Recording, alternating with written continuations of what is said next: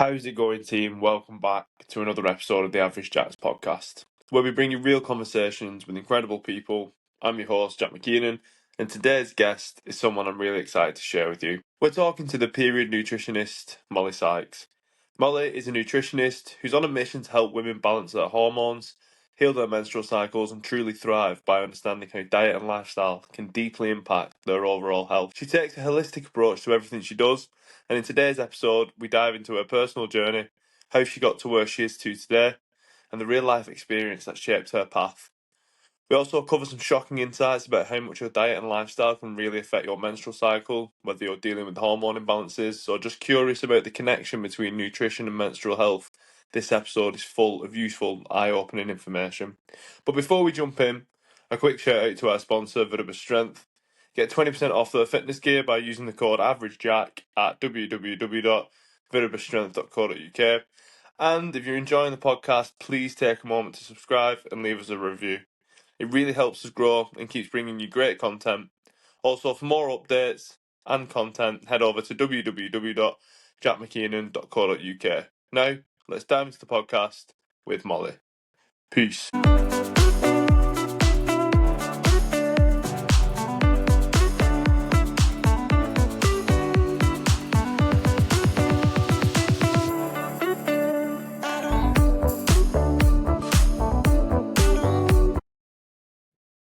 Yeah, perfect. Really sorry about that. Just everything that could go wrong decided it was going to go wrong.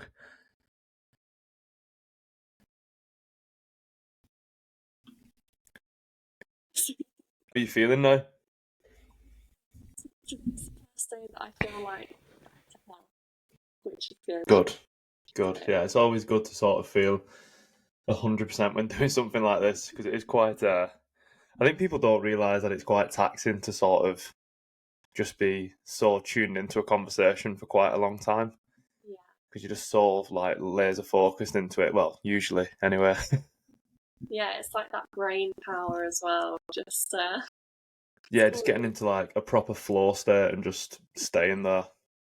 totally. But thank you very much for obviously jumping on the podcast. I appreciate it. I have said to you, like when we've been messaging and stuff, apologies if I'm not very versed in the topic that we're going to discuss today, but I think it's a really cool thing that you're doing. I think it's really interesting, and I'm sure a lot of people would get benefit for it. So for people who don't know who you are, when I get guests on, I normally start from the beginning, a bit of an overview into who you are as a person and sort of what got you to where you are at this point, if that's okay to start. Totally. Yeah. Sounds good. No, I'm looking forward to chatting with you about it and hearing another perspective as well. So I think that'll be a good chat.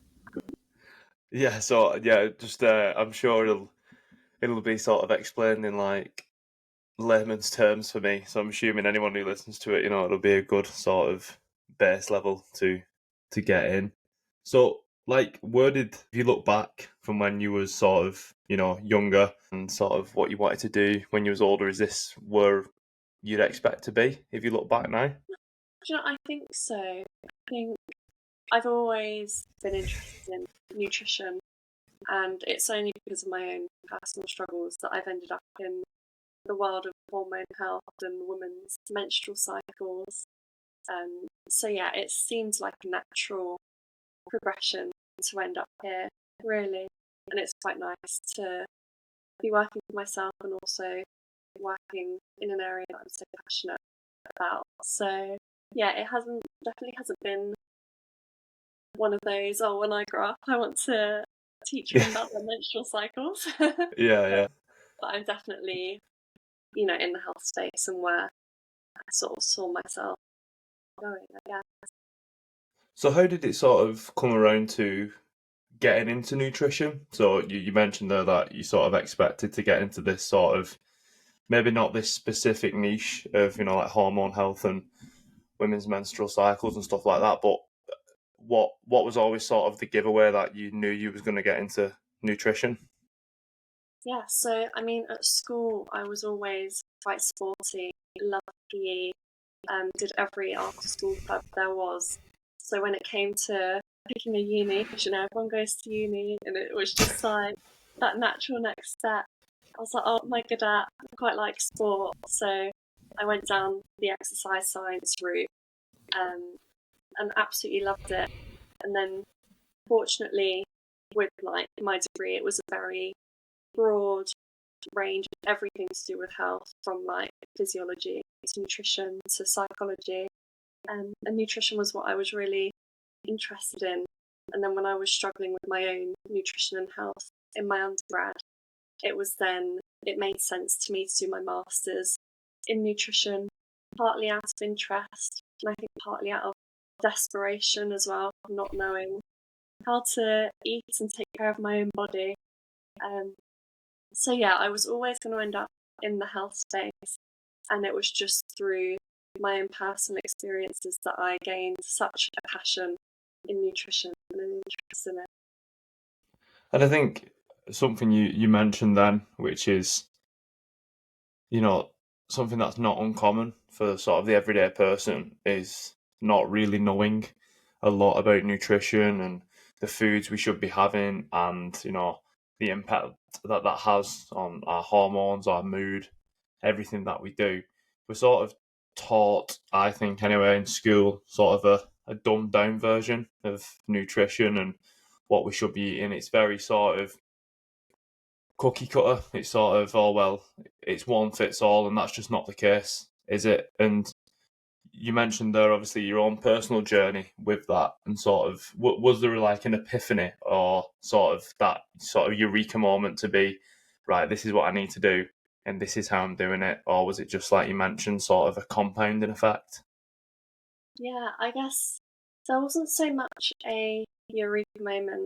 I think for me, because so I really, throughout my whole undergraduate degree, I was struggling with my weight, anxiety, irregular and missing periods, acne, like every hormone problem under the sun, I've had it. But this 4-year degree, I was spending hours a day studying health, and I was like, why on earth do I not know how to improve my own health? And then I was also going to the doctors, and they were just as sort of confused as I was. I really wasn't getting the answers I needed. I think, like you say, through education, nutrition is just so basic. I think they give you like that health or nutrition pyramid, like carbs, protein, fats, and it's a real surface level understanding. And it's the same in like the medical profession as well. Doctors, I think they get 8 hours of nutrition training in their 5-year medical degree. So yeah, my own health, I just didn't know where I was going wrong. I went to the doctors, they didn't know what was going on. And it got to the point where I guess my epiphany moment was when I was sat in the GP, and she had given me, I think I was on my 4th type of hormonal birth control to try and rebalance my hormones and manage my cycle. And she's gone to me, yeah, it seems like hormones just don't work for you. And I was like, oh, so what else can I do? And she was like, oh, well, try this pill instead. And that's when I was like, okay, I'm going to have to take this into my own hands, because you don't know, I don't know. And yeah, that was the moment when I realised that I had to find this answer myself. And I think that was just before I chose to do my master's in nutrition. So you shouldn't have to do a master's degree to understand nutrition, but at the time that was what I had to do. That's a very expensive solution to your problem, isn't it? To sort of be like, right, well, the only way I'm going to figure this out is if I go and fucking do a master's in it. And you see a lot of it. I mean, I've not obviously got a master's or a degree of anything of that level, but sort of working in leisure and fitness, you get a lot of people where they go to, GPs and healthcare, and it's a brilliant thing that we have, but it always seems to be, oh, we'll take this to solve this problem, or sleep apnea. Or I wouldn't say I'm overweight. I wouldn't say I'm a massive guy, but I went and I was like, well, how do I fix it? What can I do to improve this? And he was like, lose weight, you should be like 13 stone 10. And I was like, in what world am I going to lose 2.5 stone and sort of, feel good about it? But just because they go off these metrics like BMI and things like that, which are just bollocks at most of the time, you just think, you sort of lose confidence. And is that what happened with you? Did you sort of lose confidence in that process and just sort of go, all right, grab the bull by the horns, I'm just going to do it myself? Yeah, totally. So they do, I always feel like they do try and fit everyone into that same like cookie cutter shape, but our bodies are so different. And yeah, when you're you're getting given pills and you're not actually getting given answers, particularly with like a GP appointment where you get 5 minutes to tell them Yeah. all these issues you're experiencing and they give you just the same solution or a different pill every time. That's when I realised to take it into my own hands. Yeah, the sort of speed dating approach of you've got so long to fix these problems, and that's no one's fault, is it? But it's sort of when you just go in, like you said, 4 times, that you were just going round in circles. So when you made the decision to go into the masters and you started to learn about it, when did you sort of get that realization that it's through nutrition and it's through what you put in your body that can really have sort of an impact on your hormones and your cycle and things like that? Because I don't think a lot of people would sort of put two and two together with that and expect them to sort of marry well. Yeah. Yeah, it was through that masters that I also began to understand on a cellular level how our nutrition affects our health and our hormones, and particularly like protein is made of amino acids, and amino acids build hormones, and then so many of our hormones are produced in the gut, so our gut microbiome has a huge impact on our hormone balance. So really, the food we eat affects our hormones in every way, and there's no part of our being that isn't touched by our nutrition, like your mental health, physical health, how you look, feel, productivity at work, relationships. So that's, yeah, I think through the degree I really understood the science between how that all works. But then through my own experience, when I started to make the changes in my own life, I then realised that, oh, I'm not having these random panic attacks anymore, and I've lost a stone without even thinking about it, and I've got my libido back. I've got a better relationship with my partner again. I want to go out and socialise. So yeah, I think the degree was great for the science background, and then through actually living it myself, I really gained that first-hand experience on how powerful your nutrition can be. And now I can relate to my clients who are going through all the same struggles. Before we get to your business now and sort of working for yourself, doing the masters and then moving on from the masters, was there any sort of pushback with going down this route and sort of having this message? Because it is very much against sort of societal norms, isn't it? To sort of like move away from medication and think about, your nutrition and well-being. That's sort of not the message that we're taught. So was there any pushback at these sort of milestones in your life, like the masters, going into work, and then finally getting to sort of working for yourself? Yeah, I think particularly when you're talking about the menstrual cycle, the sort of, people would say, taboo topics, periods and things, like I like to share a lot of information on social media, because obviously I want this knowledge to be free, and I don't want people to go through the struggle I went through. I really think that this information should just be out there for everyone. But there's things that you wouldn't even think of, like talking about periods on TikTok or Instagram can lead to less views because it's a taboo topic, so the algorithm won't promote it. And then obviously there's people as well, even like my own dad struggles to watch my videos because that generation, he just really cringes at these sorts of topics. So I think society is doing better.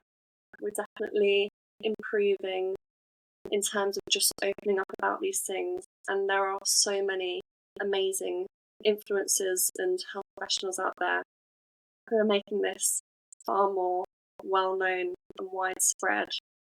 But yeah, I think it's going to be a real process and just that gradual shift in society. And again, like having these conversations with your partners and friends rather than, just speaking to your doctor. Or, yeah, the more we talk about it, the easier it's going to become. Definitely getting easier for me now. And I think companies are getting on board as well. It's becoming much more mainstream, which really helps. Well, you mentioned there about it being easier for you to talk about. And obviously, isn't it? People do see it as sort of a taboo subject, anything in sort of this regard.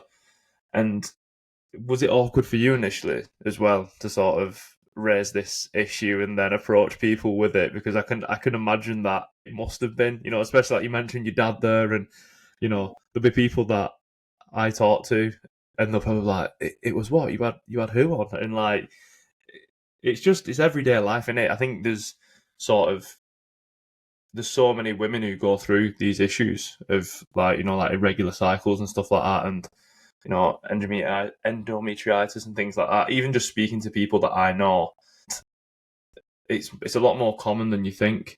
Yeah, I can imagine me at 18 years old could never imagine having this chat. But how was it for you, and how did you sort of get over sort of just the taboo in itself? I mean, I'm a shy girl, so I did struggle. And I think in the beginning I was using different words. I'd be like, oh, the blob, or that time of the month, Yeah, or whatever. But it just takes practice. And I think it helps that I'm always talking about it on social media now. And I don't even think about it anymore. But definitely in the beginning, there'd be that hesitation, a bit of self-doubt and even cringe in myself. But yeah, yeah, the little pause just before you said it, sort of thing. yeah, you just gotta keep talking about it and then you get used to it. It's like anything, isn't it? I think the more you do something, reps is always seen as sort of a fitness um like word, but repetition just in anything you do in life always makes things easier.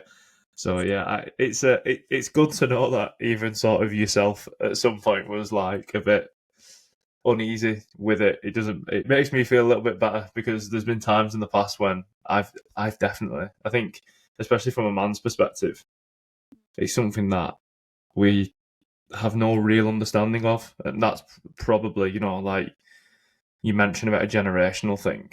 I'd say it's very recent where people have these discussions and sort of take the time to learn about it. But in reality, it is important, because most people, if they're the partner, they go through it. You have these issues and stuff. So to actually have the education and sort of a bit of knowledge to navigate it and support, I think it's a really cool thing that you're doing to help sort of explain it to laymen like me who have no idea.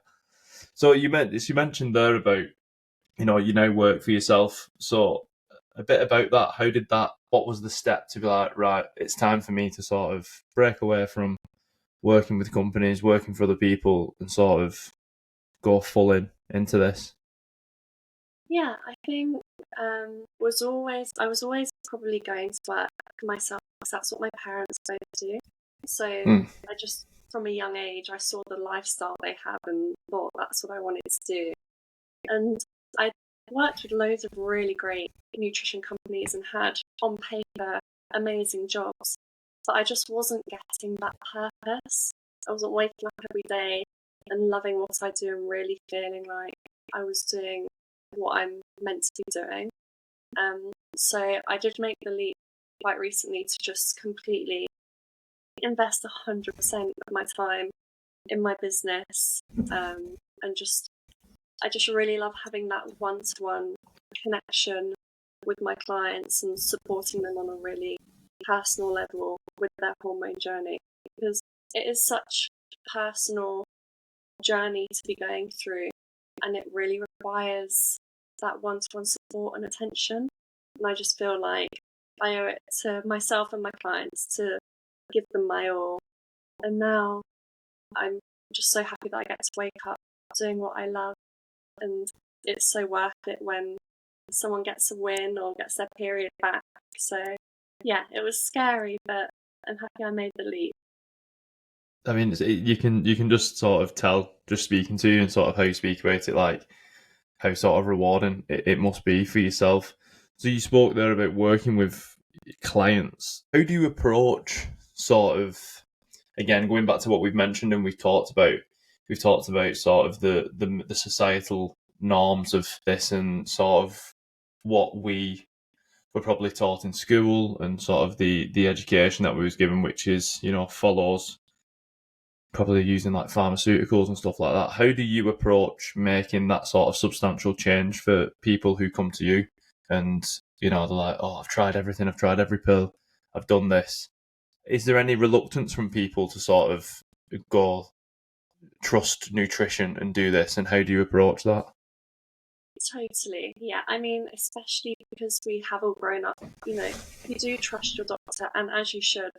But I think particularly if you're, say, going on like a pill to try and resolve a problem with your hormones in your period, that's not the best solution, because something that I see all the time is like, yes, going on the pill can be a quick fix if you've got painful periods or skin breakouts and PMS, but that only works because the hormones in the pill aren't the same as the ones in our body. They're synthetic chemicals and they look similar, but they're not the same and they don't affect us in the same way. So when you go on the pill, rather than rebalancing your hormones, it completely overrides your natural cycle.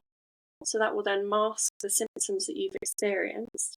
But then when you come off the pill later down the line, because maybe you want to have a baby or you just want to have a natural cycle again, those problems are still going to be there, and often they come back with a vengeance as well. So rather than taking the pill for that quick fix, we really want to look for the root cause of the issue. Because really, our menstrual cycle is our fifth vital sign, and it's our body's way of saying, something's not right here. And we really owe it to ourselves to listen to it and, understand what's actually going on. Are you chronically stressed? Are you not sleeping? Have you got all this inflammation? Are you under eating? What actually is going on in the body, and what can we do to fix it? And then your symptoms will get better as a result. But from that though, you mentioned, some of the things that cause like irregular periods and sort of issues with the menstrual cycle and that. What are the most common things that you see? Is the one that always sort of bumps out, and it's the one like it's not the pill necessarily, but what could be causing it, before they make the decision to take the pill to sort of for the solution? What is it? What normally causes the issues that you see, if that makes sense? Sorry, I've just butchered that. That's okay. Do you mean as in like the root cause of the problems with their health, or the reason? Yeah. Yeah, so like prior to them taking the pill as a solution, when they obviously explain to you, I've been doing this, like you said, chronic stress, under eating, them sort of things. What is probably the most common one? I'd say generally it is very stress, nutrition, lifestyle related. Interestingly, so these days we're stressed all the time, and our body is constantly in that fight or flight mode.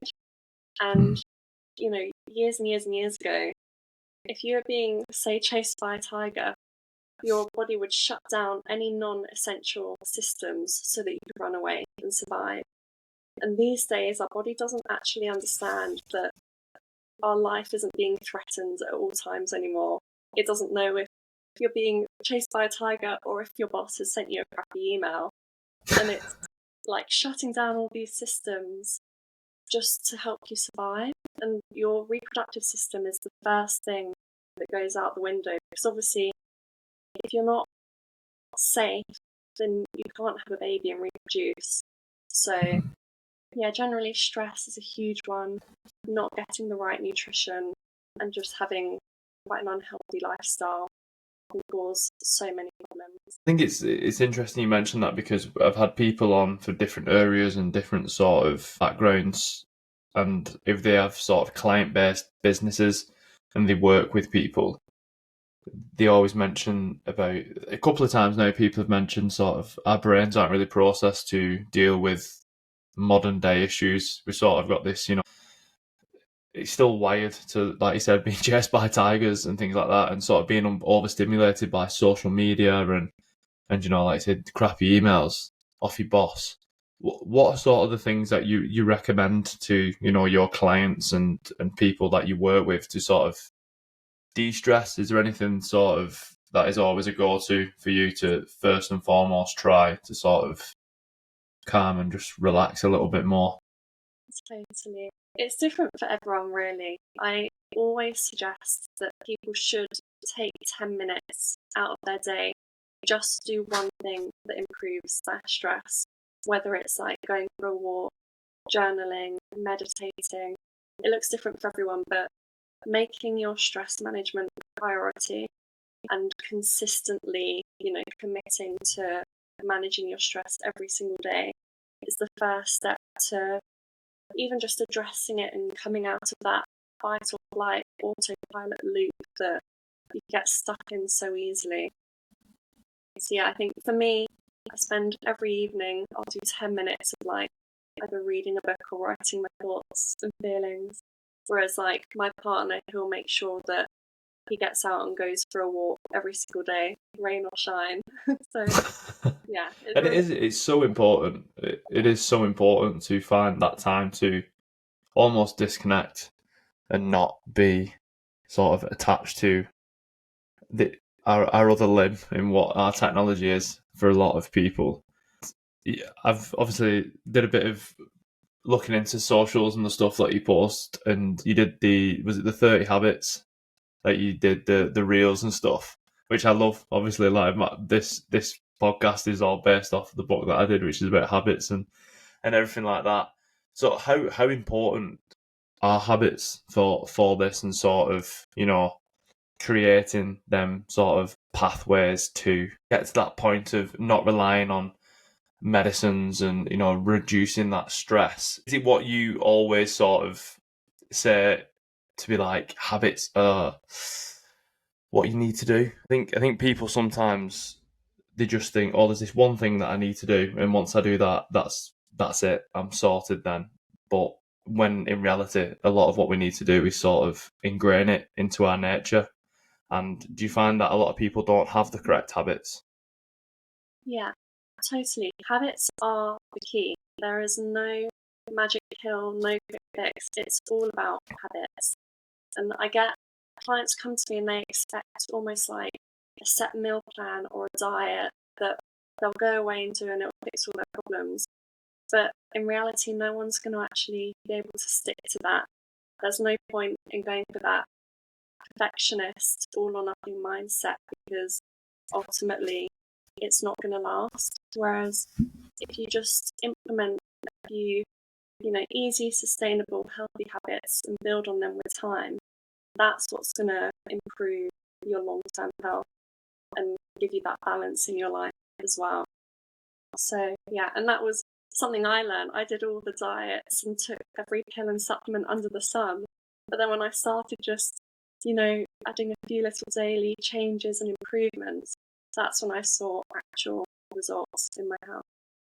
Yeah, the compounding's massive. It's something that I bang on about all the time.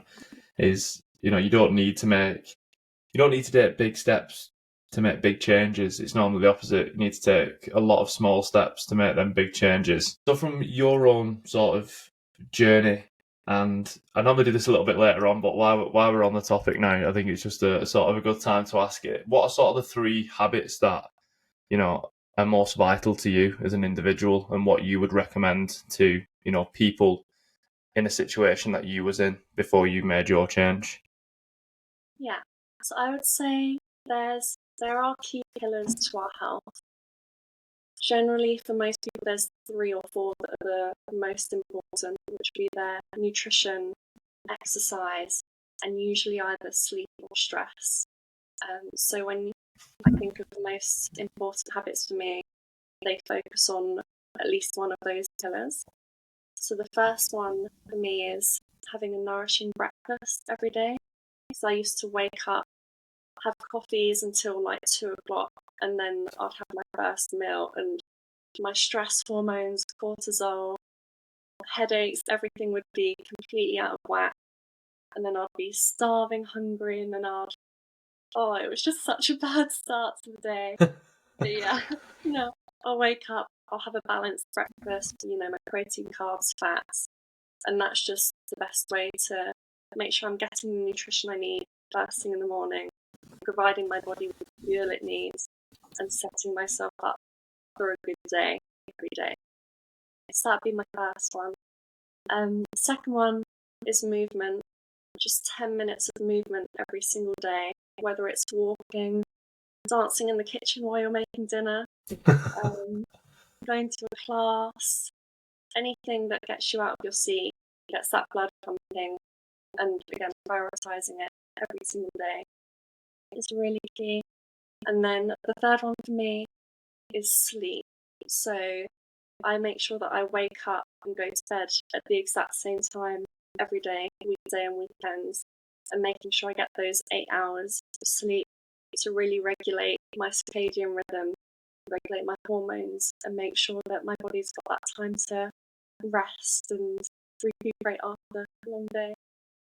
I love that. And you just said you took the words out of my mouth then, because you just mentioned the circadian rhythm. How much of an impact does the circadian rhythm have on menstrual cycle and things like that? Huge. Because our hormones, it is a cycle itself, and our circadian rhythm can really impact what hormones are being released or not released at different times of the day. So, for example, when we wake up in the morning, we get a big cortisol spike because that stress hormone is actually what gets us out of bed. And then it will naturally come down as the morning goes on. But then in the evening, our melatonin spikes up and that makes us tired and helps us sleep. But if you're getting up and going to bed at different times each day, our body doesn't really know when to release those hormones. And then particularly if you're getting in bed and you're scrolling on your phone, looking at a blue screen for an hour, that's suppressing your melatonin as well, which is going to hugely affect your sleep quality and your energy levels. So yeah, our body loves routine, it loves rhythms, and the circadian rhythm is really key for that. It's going back to sort of the habits and the routines again, isn't it? It's funny how much it sort of always creeps up. So moving on from that, and something we've obviously touched on it sort of little bits and stuff with, your own personal journey and then that of your clients. There's the general approach to sort of women's health and menstrual cycles. Where do you think it's falling short in society? Like, is it schools? Is it, doctors, that sort of thing? Is there one particular place where you think it could be better to sort of grow awareness? I think to start with, women need to be more included in the science and the research, because there's been such a gap in the research for so many years, because obviously having a menstrual cycle means that our body changes all month long, and when researchers are doing studies to have reliable, consistent results, they would need to recruit their participants with them all being in the same phase of their cycle, and it's essentially more work, more money, more time. So for years and years, they've only studied men. And even, I was looking at something earlier that said the FDA implemented this guideline whereby women couldn't be included in clinical experiments unless it was for a life-threatening condition. This was implemented in 1977, not that long ago, and they only lifted it in 1993. So that's years and years of women literally just not being researched at all, which is why we're only learning now what's actually going on with our bodies. So I think That's crazy. starting with the science, it's so crazy.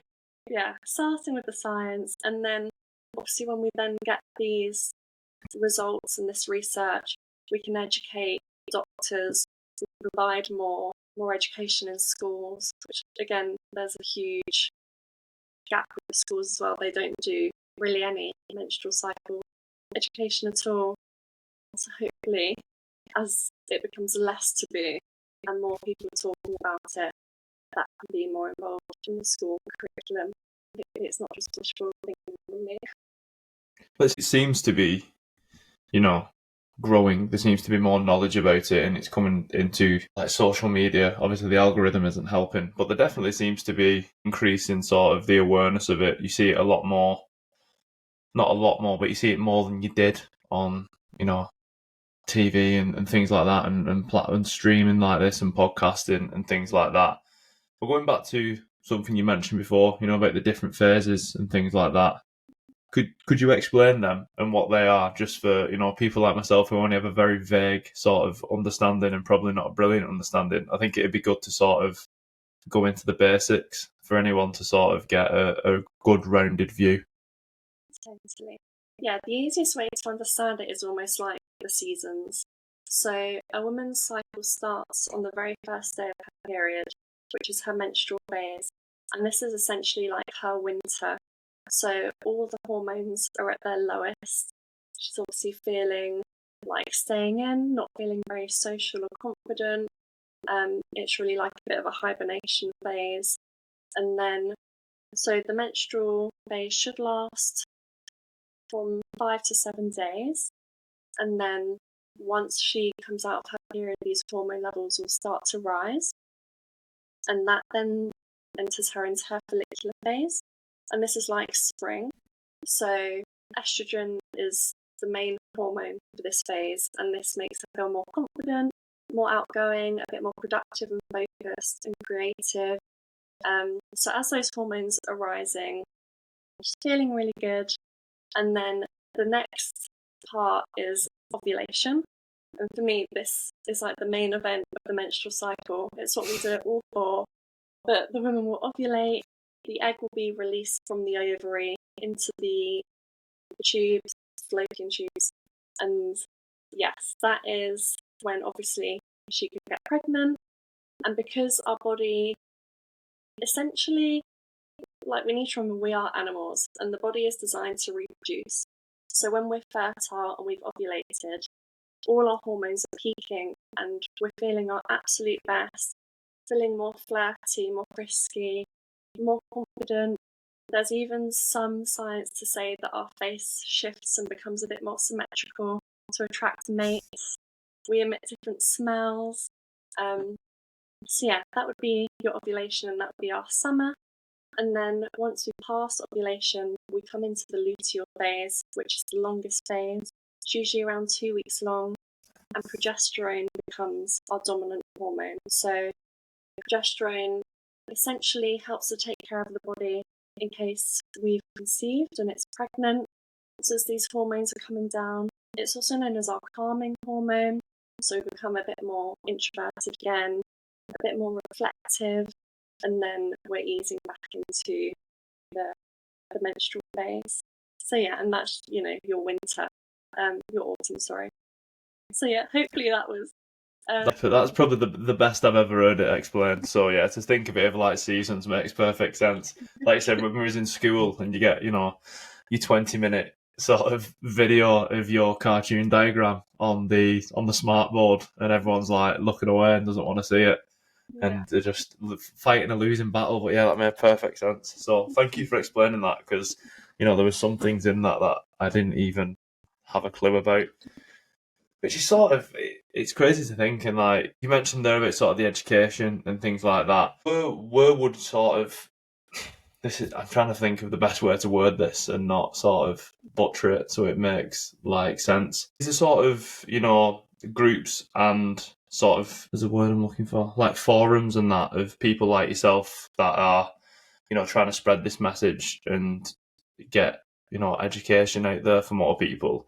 Or is it quite sort of a lonely path for you? I've personally found it to be quite lonely, because I feel like there's so many amazing health professionals out there who, specialise in whatever their skill may be, whether they're nutritionists or like massage therapists or other like life coaches who focus on women's health, and they generally work individually to promote the same message and help people learn about their bodies. But it's felt lonely up to this point. I think more women's health clinics are coming about, and there are more communities on social media which are really helping. But it's just like such a process. It takes time with these things, and it's just the right people talking and connecting and finding each other, really. So, yeah, I think up till now, it's probably been quite an individual battle, but luckily there's lots of people spreading the same message. So hopefully we can all come together and get everyone on board. Yeah, I mean, that sounds great. And I was trying to sort of word it in a way that made sense, though it's sort of being confusing, but it's very niche, isn't it? It sounds crazy to say it's niche because, you know, all women go through it, but like again, going into sort of societal norms and everything we've covered, it does make it sort of a bit of a ballsy move to go and be like, right, this is what I'm going to lock down and I'm going to do this and focus on this. So what for you, what would be sort of the progress and where would you want to see it be in like maybe the next 5 or 10 years? You know, just like creating some of them groups or just the education being better. What would be sort of the ideal situation for you? Yeah, I think I would love for there to be more education in the future. I think it's so important to be teaching kids in schools about their menstrual cycles, not only so they can know when things are going wrong and when they need help, but also so they can just like optimize their life. Since, living more in tune with my cycle, like I'm in my follicular phase, which is why I thought this would be a great day to do the podcast. Whereas if I was in my luteal phase, this chat would be completely different. I'd be so much more anxious. So things like that can just help you be more productive at work, feel better in your relationships. So yeah, starting with that education, I think is key. And then just having more of those conversations, like being able to talk openly to your partner or your mum or your friend about your cycle. Because even when you're in a relationship, like my boyfriend understands the phases of the cycle and he knows how to, I wouldn't say treat me differently, but how to maybe approach things differently. Navigate it. Yeah. yeah, navigate things depending We could on. all definitely learn to do that. Definitely, I think it'd make everyone's life a lot easier if, you know, as partners we learned how to sort of understand what is in our favour and what's not. Totally. A really funny, ridiculous example is like sometimes I hate it when people make me jump, but like a couple weeks ago, he made me jump, and it was just before my period, and I just burst into tears for like no reason at all. It just got me and my hormones at the wrong time, and I absolutely sobbed, and there was no explanation other than he jumped out me in the wrong phase of my cycle. So Yeah. And if it had been another day, he might have got like a dig, or he might have got a laugh. And yeah, yeah, so he's gonna have to time it a little bit better when he tries to do some jump scares on you. yeah, it was not there. But yeah, I think if you can understand your partner's cycle, it has such a huge impact on your relationship, which is awesome. Something interesting you put on the other day was about chemicals and sort of it shocked me when you was talking about like the chemicals in like commonly used sanitary products and stuff. Yeah. Do you want to just touch about that a little bit because that is crazy? Yes. This study came out, as we were saying, the science is so far behind. The study came out last month finding toxic chemicals in tampons. And in every single tampon they tested, including organic tampons, they found 16 types of metals, including lead, which has no safe exposure level. So, any exposure to lead is going to negatively affect your health. And these are being inserted in the most absorbent and sensitive parts of the woman's body. So some people are saying that we don't know how this is actually affecting our health because they haven't researched it yet.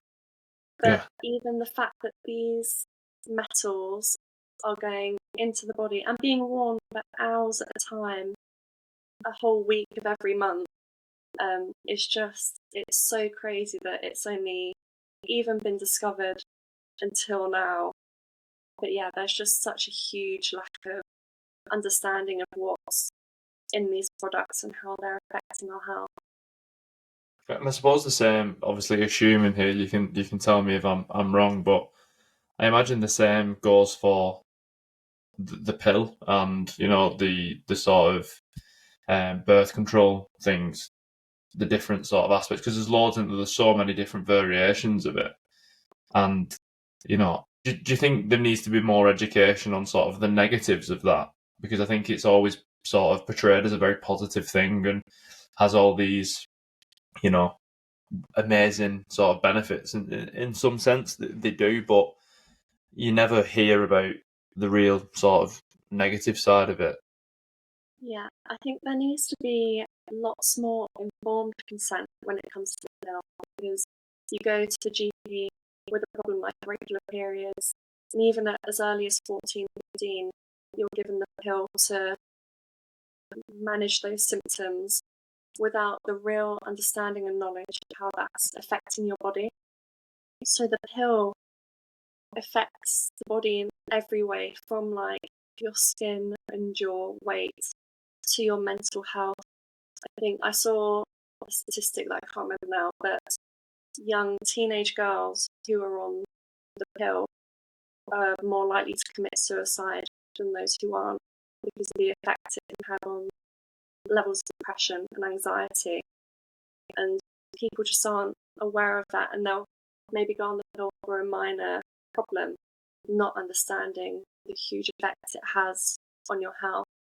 So yeah, I feel like we finally have got the information and we do actually know the effect that the pill can have, but because it's been a solution for so long and everyone's different, so there really aren't any crazy, you know, it's so hard to change something that's so deeply ingrained, even Yeah. regardless of, you know, the risk of stroke and all these stats that we do have on the pill. It's such an easy solution at the moment that it's really hard to change that. And people don't want to really take the time to do the work and get to that root cause of the problem, usually when they can just take a pill. So yeah, the pill could be a whole podcast episode in itself, just because of the huge impact it Yeah. has. But I think It goes. I was just No, go on. saying, Sorry. I think people just need to have the information to make that decision rather than being given a pill, just that as a starting point. And it goes back to what you mentioned before about there being no quick fixes, there being no magic pill, pardon the pun. And I think just from what you said there and sort of the little understanding I have, that's what it's sold as sometimes, isn't it? It's this one cure, sort of fix all your problems. Totally. Yeah, it's just so easy to use, and I think because so many people have used it, you know, our mums, grandmas, friends, why would you go to the effort of seeing a private nutritionist and getting hormone tests and blood tests when you could just take a pill to mask those symptoms? But then later down the line, when you're having issues with your mental health or your weight or your fertility, that's when it's a problem.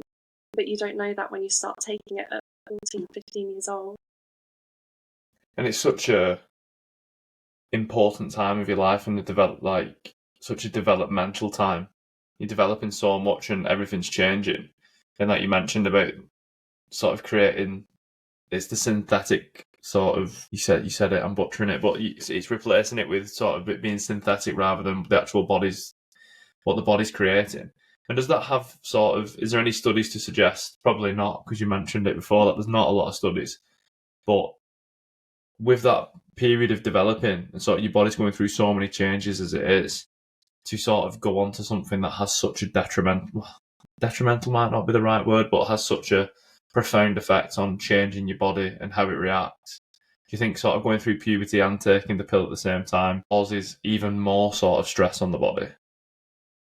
Yeah, again, everyone's different. And to be honest, I'm not anti the pill. There are scenarios whereby it can be helpful, particularly in conditions like PCOS or endometriosis. It can have a beneficial effect on people's symptoms and their fertility. So it's completely individual.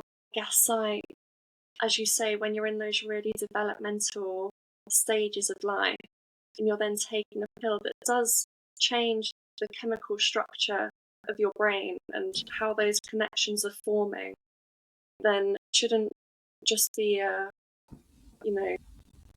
quick prescription. And like, I guess, for example, you mentioned like the hormones versus the chemicals. So we said about progesterone is our calming hormone in our luteal phase, and it's really protective. It's great for our bone health, our muscle building, our mental health. It's got all these benefits. Whereas progestin, which is the synthetic chemical in the pill, essentially has the opposite effect. It doesn't give us any of these benefits at all.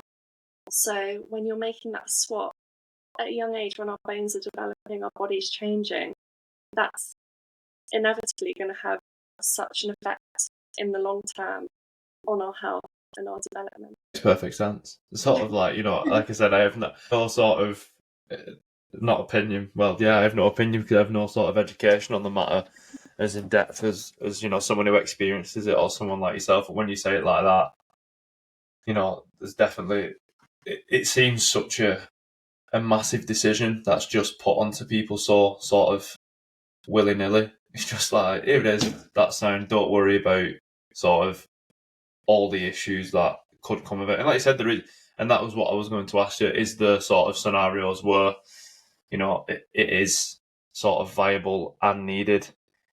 So, and that's, again, it comes back to the education, doesn't it? It needs to be more people like you to sort of be in the room and be like, yeah, it's not just a tick box. It's not like giving out hay fever tablets or aspirin inhalers or something like that.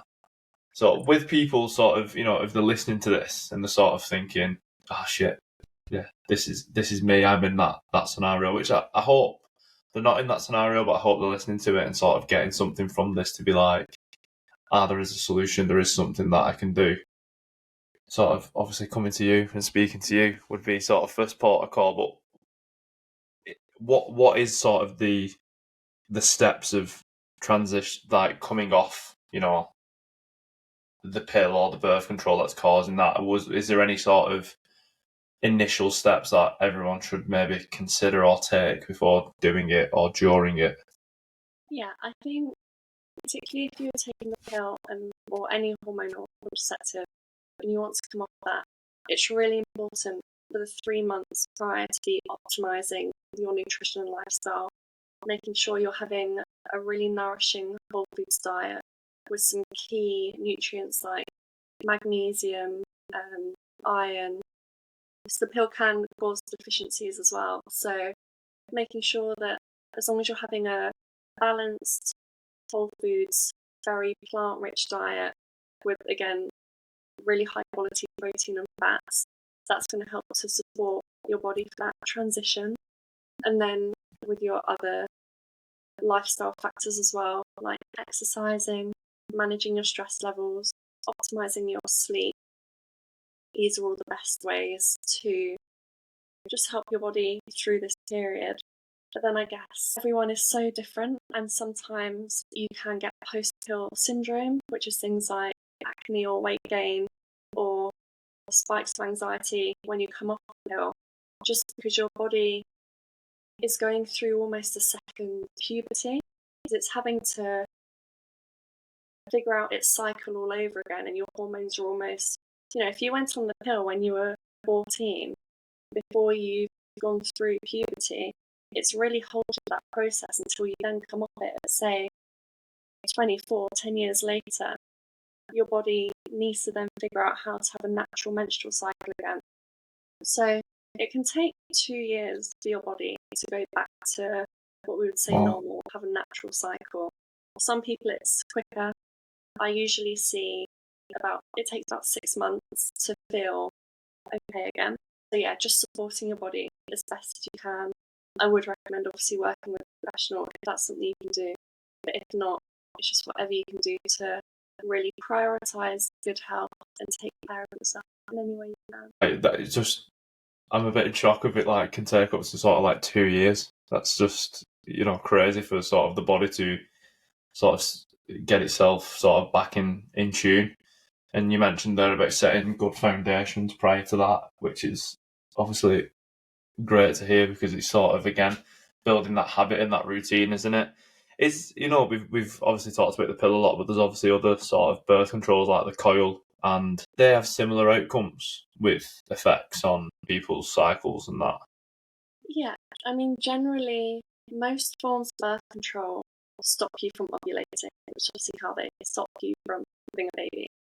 But as I said, ovulation is amazing. It's so important. It's so beneficial to your health. It stimulates a load of hormonal processes that are excellent for your longevity, your mental health, physical health. Ovulation in itself is such an amazing physiological process for just improving your wellness. So when you take that away and you don't ovulate for months or years, then that's always going to have a lasting effect on you. And it can take a long time to get that ovulation back, essentially. So yeah, there are some forms of contraception where you can still ovulate. I think like with the copper coil, that changes the environment in the cervix, but then that has other effects like inflammation from the copper. So generally, naturally tracking your cycle and using a natural fertility awareness method is optimal when it comes to your hormone health. But again, that takes time and commitment to understand and figure out how to do. But I mean, yeah, I'm just enjoying learning a lot about it because there's so much to it and so much that I didn't know. I sort of expected to have no idea, but I didn't realise how I felt like I had a bit of an understanding about sort of the impact and, you know, the repercussions of, you know, like contraception and stuff like that and the pill. But I didn't realise sort of how long that is and sort of how long it takes to sort of let the body retune. It's scary. Do you know what I mean? Like hearing you speak about it sort of makes me think that, why would you sort of use this as a first port of call? Why would you put someone sort of through it? I know it has its place, like you said, and it's mentioned, but it is a bit mad to think that this is just sort of the first port of call always, and the fact that, you know, people like yourself who are working on the nutrition and balancing the hormones naturally through, you know, proper well-being and things, and it just doesn't make sense. It just doesn't make sense that that's not sort of the go-to. Totally. And I don't want anyone to like feel scared, but then it's about having, as I said, that informed consent, knowing what you're signing yourself up for, essentially. Because lots of women as well, they'll come off the pill in their 30s and start trying to have a baby without realising that it can take that year or two to even just start to ovulate again. And then, you know, if you're in your 30s, as those years go on, the chances of getting pregnant decreases. So it's just knowing, being prepared, understanding what's going on and knowing what to do to support your body during that process. Do you think that's why, obviously this is a bit of a different subject and another taboo subject, but do you think that's why there's maybe some more sort of the fertility issues with people when they're, you know, I think people sort of, they come off the pill and probably they don't understand, they don't have this sort of information, what you just shared, because I didn't even know it, to, you know, they come off the pill and think, right, I'm going to try for a baby, and like, oh, why is it not working? Why is it not doing this? The sort of, just from what you see, I think like IVF and fertility is something, again, that's a less taboo sort of subject and is out in sort of mainstream media more. But do you think they have maybe a connection just because of obviously how frequently like the pill is sort of just given out to use, and like you said, the effect that it has to sort of align once you've come off it? Do you think them two sort of marry together? Yeah, I think it's a few things, because women are having kids later in life now, focusing more on their careers. So then, you know, as time goes on, unfortunately, the chances of having a baby does decrease. So then if you are coming off the pill at that later age, it is going to make it more difficult. You can get things like post-pill PCOS, which affects your fertility as well. And it takes time to hopefully get your ovulation back after that. And I think our environments and our lives are very different now, particularly as we mentioned with the stress. If you're chronically stressed, your reproductive system's going to shut down, you're not going to be able to conceive. There's more toxins in our environment, in our food, in the water and the air, so that has a huge effect on both male and female fertility. So there's a lot of factors at play, but there's also a lot that you can do to support your fertility and improve your hormone health as well. So it's not all doom and gloom. No, definitely not. Definitely not. So going sort of touched on it a few times, and I asked you before about the 3 habits and what you'd recommend. And you mentioned sort of quite a few wellbeing practices in there, sort of, getting outdoors, journaling, things like that. How important is the wellbeing side to you, as well as, coaching these people to get better nutrition, get exercise, get out the foundations? How much is wellness included in that, and how important is it to you to sort of include that? Yeah, it's so important. You could have the most perfect diet in the world and the perfect exercise routine, but if you don't have your wellness under control, you're super stressed, you're not happy, that has a huge effect on your health. And even there was when I used to work in hospital years ago in like nursing homes, and lonely people died sooner, and the only reason they could put that down to was just their mental wellness, because they were eating all the same, doing the same exercise as all the other elderly people in the hospital and the nursing homes, but they were just lonely. And that it just shows what a huge impact your mental health has on your body, disease, your longevity, and your hormones as well. I mean, that's just sums it up, doesn't it? I think I've heard of some similar studies with that, and sort of like older people in sort of homes and stuff. And I'm sure I read once about a study that women deal with it better than men.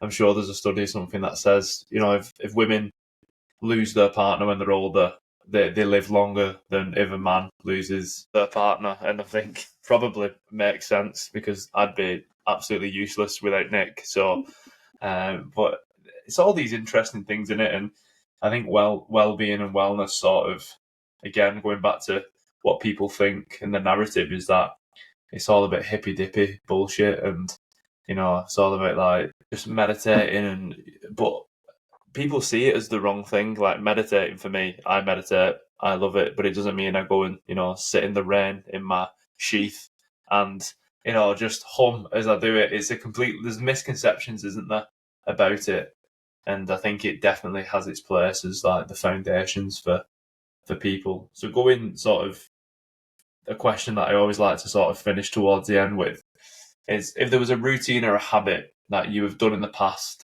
or haven't done and would like to introduce to your life, what would it be and why? Interestingly, you mentioned the meditating, and for me, that would be it, because when I was struggling with my hormones in my undergrad, it was causing these crazy panic attacks, and I had to go get some therapy, and started meditating to help with that. And then through improving my hormones, the panic attacks went away. But it also meant that I fell out of the habit of meditating.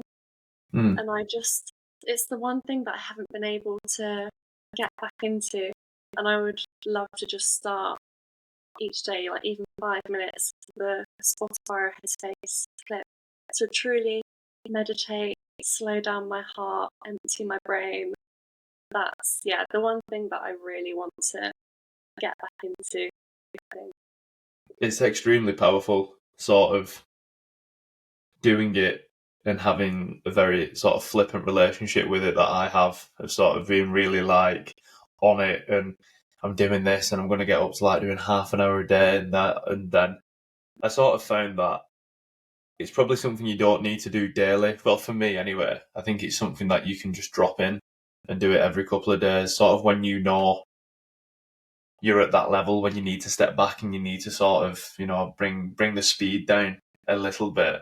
And it's sort of interesting you said that, you know, you was doing it through a time you was like doing therapy and you was having these like anxiety and panic attacks. And then once that went, you obviously didn't feel probably a need to do it. Yeah. But yeah, it's a very strong thing, isn't it? And people sort of overlook it. But it's such a bizarre feeling after you've meditated, isn't it? The sort of you get a buzz, but you also feel like you could just drop to sleep. That's what I feel anyway. I don't know what's it like for you after you've finished. Oh, it's just the quiet. It's I feel like my brain just doesn't stop talking, and when I do some meditation, like it just stops making noise for a little while. I love it. It's like having Yeah, there's always a let around. yeah. There's always a bit in it, and it's like just listen to the noise around you, and no matter where you go, you always pick up on something dead random, and I think it sounds random. That's dead random for me to sort of point out, but it always makes me remember that, you know, we're always so busy and sort of engrossed by things. Like you miss something that's there all the time. So like, you know, you could do it on your living room and you can hear like the road for the first time, but it's there every day. You're just not tuned in enough to sort of understand it's there. And I think that's what I like about it. You're so present, which is obviously the point of meditation. And that's just something that we're not. I don't think as like today's society and the stress and sort of having our technology with us, although it's a great thing. I mean, that's how we're doing this. You know, without technology, we wouldn't be having this conversation. But to be truly present is an incredibly powerful thing. Totally agree. So before we go, if you don't mind, we'll catch up once I end this recording. But let people know where they can find you. Let people know where they can reach out, find your services, and find out more about you. Yeah. So you can find me on all socials, Instagram and TikTok at Period Nutritionist, or you can go on my website, which is periodnutritionist.co.uk. But yeah, my DMs are always open. You can always have a chat on the phone. I love getting questions and talking all things periods, so don't hesitate to reach out. I'll put all that in the description. But before we sign off, thank you for obviously sort of doing this, having this chat with me. I've definitely learned a lot. I've definitely seen sort of an insight that I probably would have never got unless I had this conversation with you. I think what you're doing is brilliant. I think obviously the sort of what there is available, which doesn't seem sort of a lot around this specific area. I think hopefully it grows and hopefully people sort of get in touch with you and sort of realise that if there isn't just one avenue, there's multiple avenues that they can go down. So thank you very much for persisting with my questions and my sort of lack of understanding. But yeah, it's been brilliant and thank you very much. Thank you. No, thank you for having me. And it's been awesome having this conversation with a man and answering all your questions. It was great. Good. I'm glad it wasn't too much of a tedious process for you and not too frustrating. Not at all.